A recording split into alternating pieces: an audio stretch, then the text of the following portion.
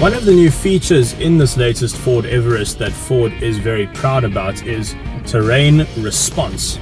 Now, they've designed the dial here using a Land Rover Discovery and a piece of tracing paper. But basically, if you're about to run over some sand, you turn it into sand mode, confirms your sand mode over there, and then because I'm about to go down a big hill, I will activate hill descent control. It tells me that it's active, and now it's basically ready and waiting to kick into action. Here we go. Can't actually see down this hill, that's how steep it is. I'm just seeing bonnet, and I think we're on 3 wheels right now. Now the idea is that with hill descent control you shouldn't have to brake or brake at all, which is currently what I'm doing. Not pressing a single pedal. And we're very calmly down that hill, which I'd battle to walk up.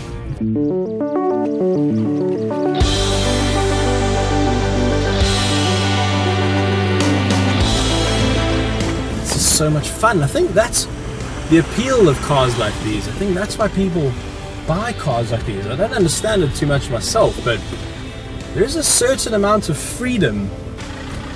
If you want to just leave the tarmac, so much confidence in your car's ability to do so, and I suppose it's worth the money.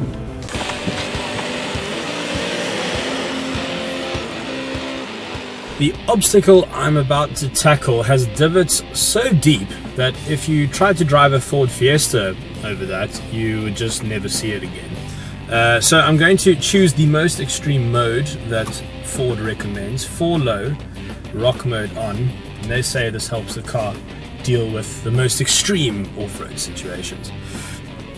Now the car has some clever new systems. It's got an active transfer case, and it's got an intelligent system called Torque on Demand, which works out which tires have traction, and it sends all the power there.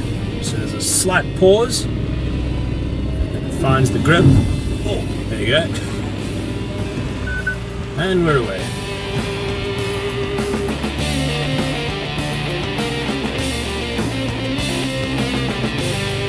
That was ridiculously easy. So Everest is very, very tall, but it doesn't actually feel like it's gonna fall over. I don't know how they've done that. The new Everest has a ground clearance of 225 mils, which is 5 mils more than the current Toyota Fortuner. Also has a wading depth of 800 millimeters, which is pretty impressive, and I don't think this pond will bother it much.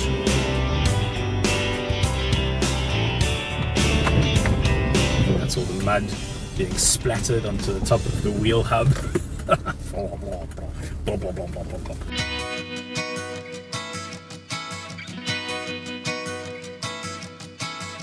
One of the reasons these bakkie-based SUVs are so popular is because they make great family vehicles. They're basically huge station wagons on stilts. And so the Everest retains its 7-seater functionality, except things have moved on quite a lot. The third row of seats is powered. That's very lazy, isn't it? That's cool. Your kids will love that. Third row passengers get their own aircon vent and their own drink holder as well. And when we move to the second row of seats, we find that they fold completely flat, and that opens up all your load space. They're very easy to use too. Once they're in position, pull this handle once, folds down flat. The rear passengers get their own aircon as well, and there's a full 230 volt plug, but it's British, so you're going to need an adapter for that, but that's pretty useful. And then onto the area where you will spend most of your time, the driver's seat. And this is very advanced. Semi-digital, semi-analog instrument binnacle showing everything from your trip computer to your 4x4 information to your entertainment and your sat-nav. And then the piece de resistance, Ford Sync 2. It's a big leap over Sync 1, and they say it will listen to 10,000 voice commands and understand them. It's also much easier to use, controlling everything from your phone to the heated seats. It's definitely the most luxurious interior in the segment, and it's going to be very interesting to see what its competitors do next.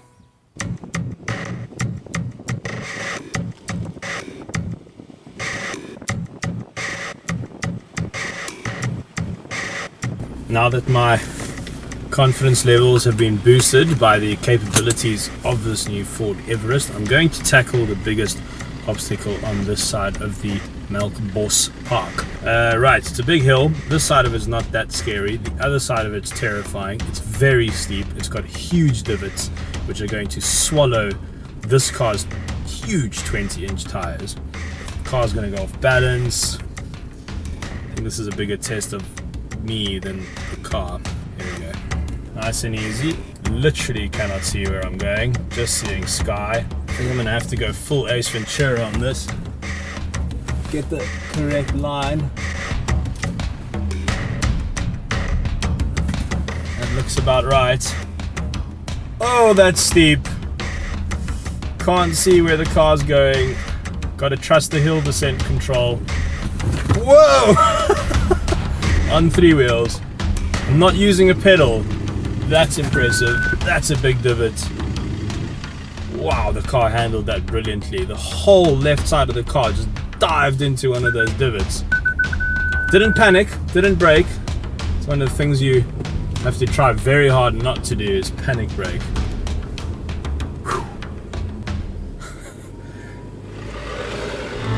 That was cool.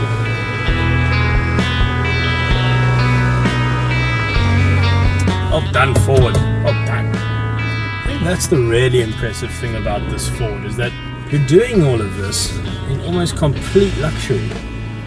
It's not a bucky at all. The heated seats, for goodness sake.